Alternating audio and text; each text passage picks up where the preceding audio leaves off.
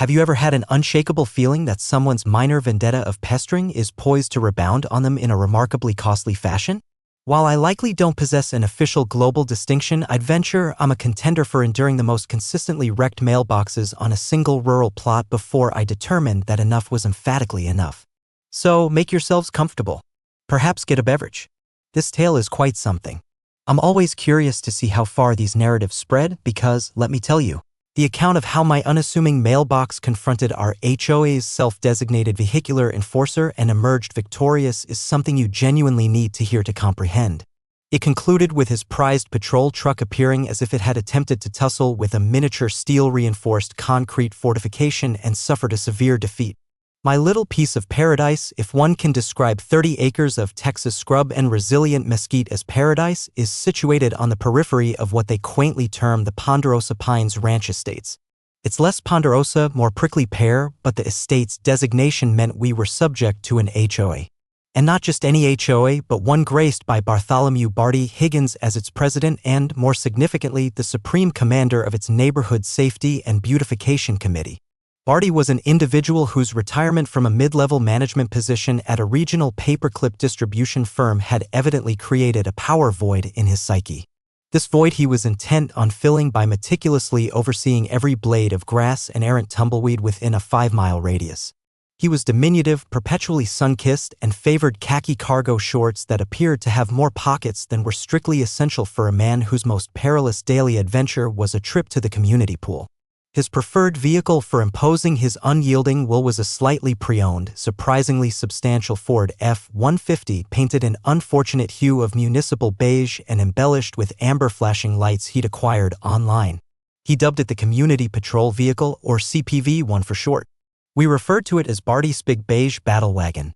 The issues began subtly, as such situations often do.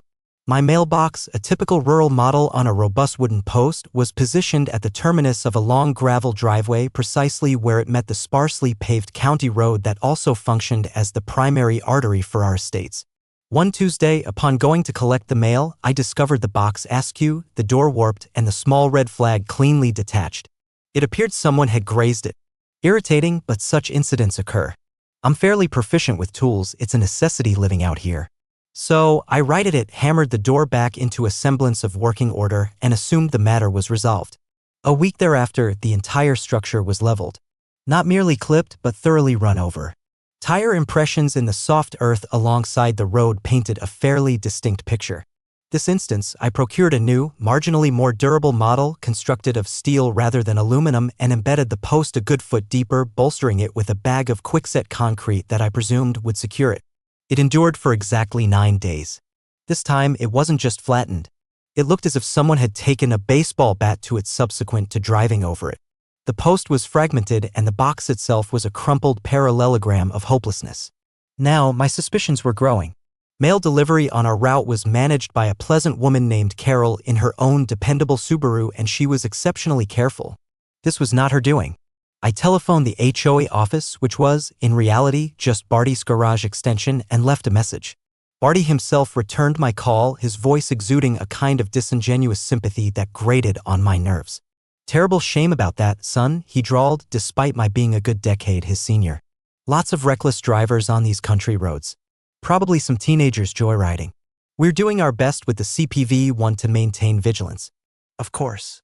He then transitioned into a 15-minute discourse on the significance of property maintenance and how a damaged mailbox cast a negative light on the entire Ponderosa Pines community.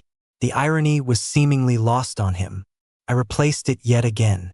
Standard metal box, wooden post. I wasn't prepared to take extreme measures just yet. This was mailbox version 3. Survived for a full 2 weeks, a new record. This time, alongside the now familiar tire tracks, there was a tiny, almost unnoticeable smear of beige paint on the twisted metal. Beige like Barty's Big Beige Battle Wagon. My blood pressure, usually as calm as a reposing hound dog, began to quicken. This wasn't teenagers. This wasn't coincidental. This felt targeted. I commenced keeping a record. Dates, times of discovery, photographs of the destruction. I even photographed the tire tracks adjacent to a ruler. My wife, bless her forbearing heart, merely shook her head and advised, "Don't let him provoke you, dear. He's just a pitiable little man with a large truck." Prudent words. However, the part of me that had dedicated years to designing and stress-testing industrial components professionally was beginning to perceive this less as a mere irritation and more as an engineering predicament with a particularly vexing human element.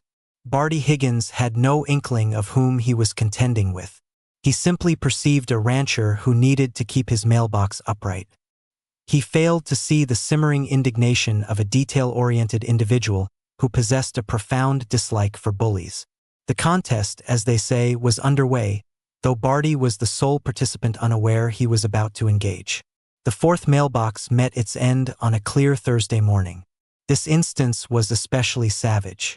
It appeared to have been backed over, then driven over again for emphasis. The beige paint residue was more distinct this time, accompanied by a minuscule fragment of what looked suspiciously like plastic from a fender flare. I captured my photographs, preserved the paint chip like a forensic investigator, and felt a cold, tranquil anger take hold. Courteous phone calls were evidently ineffective. Passive resistance, by replacing mailboxes he could effortlessly demolish, was merely emboldening him. It was time to escalate, but on my own terms. I determined that a bit of surveillance was necessary. I recalled an inexpensive wildlife camera I'd acquired a few years prior, intending to identify the creatures raiding my vegetable patch. It turned out to be raccoons with a surprising knack for unfastening latches. The battery longevity was dreadful, and the image quality was akin to viewing the world through a soiled sock, but it might suffice. I attached it to a mesquite tree across the road, aimed vaguely at my mailbox post, concealed it with some lifeless branches, and hoped for a positive outcome. A week later, I retrieved the SD card, my expectations minimal. The majority of the footage consisted of swaying grass, startled deer, and Carol conscientiously delivering the mail. But then, there it was, grainy, unsteady, and partially hidden by an errant tumbleweed that had decided to intrude upon the scene, but undeniably Barty's big beige battle wagon. It didn't capture the impact itself. The camera's trigger speed was insufficient for that. However, it did show the truck swerving sharply towards my side of the road, precisely where the mailbox had been. This occurred between the destruction of Mailbox 3 and before I had installed a temporary plastic one. Then, a few frames later, it depicted the truck proceeding on its cheerful path, the driver's side uncomfortably close to where the mailbox post would have stood. It wasn't conclusive proof, but it was highly suggestive. It was enough to affirm my suspicions that this wasn't merely aggressive driving. This was deliberate. He was intentionally hugging the edge of the road, perhaps even veering onto the shoulder, to eliminate my mailboxes. Why? Malice? A peculiar sense of authority? Or perhaps he simply detested my choice of mailbox color. Armed with this new, albeit indistinct, evidence, I decided a direct confrontation was warranted. I located Barty presiding by the community notice board, lecturing a bewildered-looking retiree on the appropriate shade of beige for painting her garden gnomes. "Barty," I stated, holding up my phone with the video prepared. "We need to discuss my mailbox." He squinted at the screen, his expression darkening. "What's this meant to be?" he huffed. "Looks like a truck driving down a road. Perfectly normal." I indicated the timestamp and the aggressive swerve. "This is your truck, Barty. Right around the time my third mailbox was demolished. And it appears you're deliberately aiming for it." Barty inflated himself, his face turning a shade redder than his usual sunburn. "Now you listen here. I resent that accusation. That road is narrow. Maybe if your mailbox wasn't practically in the middle of the lane, it wouldn't get hit. It's probably so flimsy a strong gust of wind could knock it over." He then commenced a tirade about how I was clearly attempting to cause difficulties, how my property was an eyesore it wasn't, and how my unsubstantiated claims were defamatory. He dismissed the video as inconclusive refuse and cautioned me against making false reports. As I departed, his parting remark echoed in my ears, "Maybe if your mailbox wasn't so flimsy." Flimsy. The word lingered in the atmosphere. An idea, cold, brilliant, and utterly cunning, began to form in my mind. If Barty Higgins wished to wage war on my mailboxes, then, by heavens, he was going to experience a genuine battle. He considered them flimsy. Oh, I would demonstrate flimsy. My mind, accustomed to resolving problems involving stress tolerances and material strengths, began to operate. I wasn't merely going to construct a sturdier mailbox. I was going to erect a monument to malicious compliance, a steel and concrete defiance disguised as a mail receptacle. I returned home and retrieved an old drafting pad. The Ponderosa Pines Property Owners Association possessed bylaws thicker than a telephone directory for a small city, encompassing everything from acceptable pet breeds to the precise Pantone color of exterior paint. I had perused them thoroughly when I first relocated, mostly out of a grim fascination. I vaguely recollected a section pertaining to mailboxes.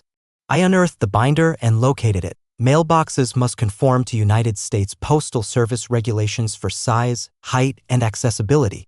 Mailboxes and supporting posts must be kept in good repair and present a neat appearance. Not a single word regarding maximum structural integrity, not a whisper concerning what they couldn't be constructed from. A malevolent grin spread across my face. Barty, you magnificent fool. You have no comprehension of what you have just set in motion. This was no longer solely about a mailbox. This was about principle and a little bit about the sheer, unadulterated pleasure of observing an arrogant man ensnared by his own device, or in this instance, ramming himself on his own perceived victim.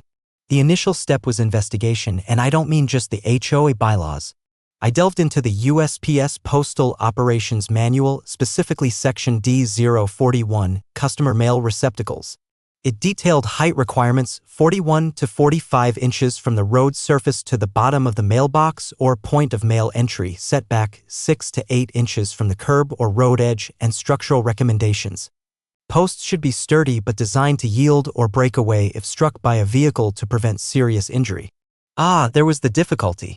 Yield or break away. That was the spirit of the regulation, designed for safety. But the letter of the law, it didn't prohibit something stronger, especially on a rural route with no curbs and a wide shoulder like mine. It was a recommendation, not an unbreakable directive enforced by federal mailbox authorities. And Barty wasn't exactly adhering to the avoid striking mailboxes aspect of road safety, was he? I decided to interpret sturdy in its most robust sense. My wife discovered me one evening, surrounded by sketches of what appeared less like a mailbox and more like a defensive emplacement. "What incarnation are you constructing now?" she inquired, looking over my shoulder. "That, my dear," I responded, tapping a particularly substantial-looking cross-section, "is the Higgins Mark V Indestructible Mail Delivery System, or as I prefer to call it, Barty Spain. My background isn't formally in engineering. However, I've spent a lifetime on ranches and farms, mending machinery, welding fractured gates, and generally determining how to make things resilient enough to withstand abuse from livestock, weather, and occasionally sheer foolishness. I was proficient with a stick welder and possessed a respectable assortment of steel remnants. My scheme was cunning in its straightforwardness. The core would be a 6-inch diameter steel well casing pipe, the type designed to be driven deep into the earth. I had a 10-foot section of it remaining from a water project years ago. This pipe would be sunk a solid 4 feet into the ground, encased in a prodigious quantity of concrete. We're talking a cubic yard, perhaps more. The mailbox itself would be a heavy-gauge steel box, nothing overly conspicuous externally, but internally reinforced with steel bars and welded directly to a thick steel plate, which in turn would be welded to the top of the aforementioned well casing. The crucial element was making it appear like just another sturdy rural mailbox, perhaps a bit over-engineered by a determined rancher, but not like the vehicular snare it was intended to be. No spikes, no sharpened edges, just unyielding solidity. I even planned to paint it a very standard, unassuming black, just like Mailbox 3. I discussed my plan with my neighbor, old Jed, a retired trucker who had witnessed his share of road perils and harbored no affection for Barty Higgins. Jed had once received an HOA violation notice because his prize-winning zinnias were, according to Barty, non-compliant with the approved Ponderosa Pines' floral palette. Jed listened to my plan, a slow grin spreading across his weathered face. "Son," he said, clapping me on the shoulder, "that's not just a mailbox. That's a work of art. You make sure you call me when you install it. I want to see this." His enthusiasm was contagious. The following Saturday, I rented a powered auger. Excavating a 4-foot-deep, 18-inch-wide hole in the caliche-ridden Texas soil by hand would have occupied me for a week and necessitated several visits to a chiropractor. With the auger, it was merely an arduous, sweat-drenched morning. Then came the concrete. I purchased 20 80-pound bags. The checkout assistant at the hardware store regarded me as if I were planning to construct a new extension on my house. "Big project?" she inquired. Just reinforcing a mailbox, I replied with a perfectly straight face. She blinked. I believe she suspected I was initiating a cult. Mixing that quantity of concrete by hand in a wheelbarrow was an exercise in Sisyphean agony. But the image of Barty's expression when his truck connected with my creation spurred me onward. Each shovelful of gravel, each measure of water felt like a small act of rebellion. By sunset, the massive steel pipe was planted immovably in a sepulchre of solid rock, plumb and true. It looked less like a mailbox post and more like the anchor point for a suspension bridge. I allowed the concrete to cure for a full week, watering it occasionally like a precious, if somewhat phallic, new plant. The final assembly was almost a ritual. I had fabricated the mailbox itself in my workshop, reinforcing a standard heavy-duty rural box with interior steel ribs, welding the seams, and fitting a robust piano hinge for the door. The flag was fashioned from quarter-inch steel plate, it wouldn't be detaching. I welded this fortified box onto a thick steel mounting plate, which I then meticulously welded to the top of the massive pipe. The welds weren't aesthetically pleasing, I'm a functional welder, not an artist, but they were strong. Penetration was excellent. That box wasn't going anywhere short of a direct impact from an anti-tank missile. I ground down the rough spots, then applied 2 coats of rust-inhibiting primer and 2 coats of satin black enamel. It looked substantial, very substantial, but still, from a distance, just like a black mailbox on a thick post. Once it was installed, I stood back to admire my creation. It was precisely 42 inches to the bottom of the box and set back 7 inches from the road edge, perfectly USPS compliant. I even telephoned Martha, our local postmistress, a no-nonsense woman who had witnessed everything. I explained I'd experienced some trouble with vandalism and had installed a very sturdy replacement and just wanted to ensure it was acceptable for Carol. Martha drove out herself. She took one look at it, prodded it with her finger, then attempted to give it a shake. It didn't move, not a millimeter. She looked at me, a tiny smile playing on her lips. Well, she said, nobody's going to be stealing that one or knocking it over by accident. Carol will be fine with it. She knew. I think everyone in our small community, except perhaps Barty himself, knew what was transpiring. The air was thick with anticipation.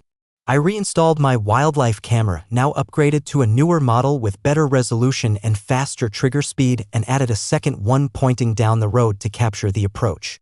I made sure they were visible. Let Barty know he was being observed. Let him reconsider, or preferably not think at all. The new mailbox, which I'd mentally christened the Unyielding Sentinel, stood its ground for a full 10 days without incident. Barty's big beige battle wagon drove past it numerous times. I observed him decelerate on occasion, craning his neck to get a better view. I imagined him squinting, perhaps a flicker of bewilderment in his eyes at its sheer immovability. Once he even stopped when I was out front, feigning to weed a flower bed. He leaned out his window, a smirk playing on his lips. Well, another new mailbox, I see, he called out, his voice dripping with condescension. Going for a more robust model this time, are we? Let's see how long this one lasts against the elements. The elements, right? I just smiled benignly. Trying something different, Barty? Hoping for the best. He chuckled, a dry, unpleasant sound, and drove off, the amber lights on his roof giving a jaunty flash as if to punctuate his perceived cleverness. The sheer arrogance of the man was astounding. He was so convinced of his own petty supremacy, so certain that his campaign of attrition would eventually break me, that he couldn't imagine a scenario where his actions might have actual physical repercussions for him. During this interim, the HOA rumor mill was active. My neighbor Jed had, with a conspiratorial wink, disseminated information about my special project. There were knowing glances at the monthly Ponderosa Pines potluck, a slight increase in friendly waves from individuals who had previously kept to themselves. It appeared Barty's reign of minor oppression had irritated more than a few residents. At one particularly monotonous HOA meeting convened to discuss the urgent matter of unauthorized wind chimes, Barty dedicated a good 10 minutes to a digression about preserving the aesthetic integrity of our verges and the significance of swiftly addressing any property deficiencies that detract from our community standards. He kept glancing in my direction. I just sat there, appearing as placid as a man contemplating the inevitable collision of an unstoppable force, my mailbox, with a highly movable and eminently damageable object, Barty's truck. Some of the other board members, a collection of mostly well-intentioned but thoroughly intimidated individuals whom Barty had handpicked for their compliance, nodded along dutifully. They were the facilitators, the ones who, through inaction or quiet acquiescence, permitted Barty's little tyranny to thrive. They observed his behavior, heard the complaints, but opted for the path of least resistance. Little did they know resistance was imminent for feet deep in concrete and topped with half-inch steel plate. The trap was laid. All I had to do was await the rat's approach to the cheese. And Barty Higgins was nothing if not predictable in his appetites for petty vandalism. The tranquility before the tempest was almost overpowering. The day of reckoning arrived bright and clear. A typically sweltering Texas Tuesday. I decided to spend the morning tidying the landscaping around the base of the unyielding Sentinel. This involved a considerable amount of leaning on a rake, sipping iced tea, and discreetly verifying the angles on my two strategically positioned cameras. My wife thought I was eccentric sitting out there in the heat, but she also wore a small, anticipatory smile. She'd packed me an extra-large thermos. Around 10:30 a.m., the familiar rumble of Barty's F-150 resounded down the road. Showtime. He was conducting his usual mid-morning patrol, probably en route to admonish someone about the length of their grass or the non-regulation color of their petunias. I made myself appear occupied, head down, feigning engrossment in a particularly stubborn patch of crabgrass. I could hear him approaching, the crunch of gravel beneath his oversized tires. He wasn't traveling fast, maybe 15 to 20 miles per hour, his usual cruising speed when he was scouting for infractions. Perfect. Through my peripheral vision, I saw the beige behemoth draw near. And then, just as he had done countless times before with my lesser mailboxes, Barty executed his signature maneuver, a casual, almost languid drift to the right, the passenger side tires biting into the soft shoulder. He was likely consulting his clipboard of violations or perhaps texting, the very picture of distracted entitlement. He clearly anticipated Mailbox 5 to offer no more resistance than its flimsy predecessors, a satisfying thwack, a flutter of mangled metal in his rearview mirror, another triumph for order and conformity. What he encountered was something entirely different. Instead of a thwack, there was a sound akin to a dump truck colliding with a concrete barricade. A sickening metallic crunch thump echoed across the tranquil landscape, followed almost instantaneously by the loud report of an airbag deploying. The big beige battle wagon lurched violently, its front passenger side corner collapsing inwards as if struck by an invisible giant. The truck skewed to a halt, steam hissing from beneath the buckled hood. And the unyielding Sentinel? It stood there, unmoved, unbent, possibly with a fresh microscopic scratch on its black paint, but otherwise utterly indifferent to the chaos it had just precipitated. I dropped my rake, a suitably astonished expression fixed on my face, though internally I was performing a victory lap worthy of an Olympian, and commenced a brisk walk towards the afflicted vehicle. Barty was just clambering out, looking dazed. The airbag had clearly performed its function, leaving a powdery residue on his khaki shirt and a stunned, almost comical expression on his face. He clutched his shoulder, his jaw slack. Then his eyes focused on his truck's crumpled fender, the shattered headlight, the wheel now sitting at a profoundly unnatural angle. Then he looked at my mailbox. Then back at his truck. The mental gears were turning slowly, painfully. His face transitioned from stunned to confused, then to a deep, apoplectic crimson. "What in the Sam Hill?" he sputtered, finally regaining his voice. "What did you do?" I arrived, retrieving my phone and activating the video camera, a habit I developed thanks to him. "Everything all right there, Barty?" I inquired, my voice a perfect fusion of concern and feigned surprise. "Looks like you've had a bit of a mishap. Did you hit my mailbox?" Barty rounded on me, his face contorted with rage. "Your mailbox? Your mailbox? That thing you put there? It's a hazard. It's a damn weapon. You did this deliberately to damage my vehicle. I'll have you arrested. I'll sue you for everything you've got." He was practically jigging with fury, gesticulating wildly. "Now hold on, Barty," I said calmly, keeping the phone trained on him. "This is a standard USPS-compliant mailbox. Been here for nearly 2 weeks now. Solid, sure, because I was tired of it getting vandalized, but it's just sitting there on my property minding its own business. You're the one who drove into it." I gestured to the clear tire tracks leading directly from the road onto the shoulder and into the immovable object. "And I've got to say, Barty, this isn't the first time you've come a little too close. I have footage." His eyes widened slightly at the mention of more footage. Several neighbors, drawn by the tremendous bang, were starting to meander down their driveways, their expressions a mixture of curiosity and poorly concealed amusement. Old Jed was ambling over, a massive grin splitting his face. The public humiliation phase was commencing right on schedule. Barty looked from my impassive mailbox to his crippled truck to the gathering audience, and he seemed to deflate just a little. The bluster was still present, but it was tinged with the dawning, horrified realization that he had massively, catastrophically miscalculated. The arrival of Deputy Miller from the county sheriff's office was almost anticlimactic. Barty, in a last-ditch attempt to regain control, had bellowed into his phone for law enforcement, claiming he'd been the victim of a booby-trapped stationary object. Deputy Miller, a young woman with a calm demeanor and eyes that had clearly seen their share of rural absurdities, listened patiently to Barty's increasingly frantic and contradictory account. He claimed I'd suddenly installed an illegal reinforced hazard, then that it was camouflaged to cause damage, then that I'd somehow lured him into it. I simply presented my side. It was a mailbox on my property, meeting all USPS regulations, and I had footage of him hitting it as well as footage suggesting a pattern of him destroying previous, flimsier mailboxes. I offered to show her the videos. Miller walked over to the unyielding Sentinel, gave it a cursory inspection, measured its height and setback with a tape measure from her cruiser, and then looked at the deep, undeniable gouge in Barty's truck. She consulted her notepad. "Well, Mr. Higgins," she said, her voice carefully neutral, "as far as I can tell, this is a single-vehicle accident. You appear to have failed to maintain your lane and struck a stationary object. The mailbox itself seems to be compliant with postal regulations and properly cited." Barty started to sputter again, but she cut him off. "You're free to file a complaint if you believe there's more to it, but from what I see here, the fault lies with the driver of the vehicle."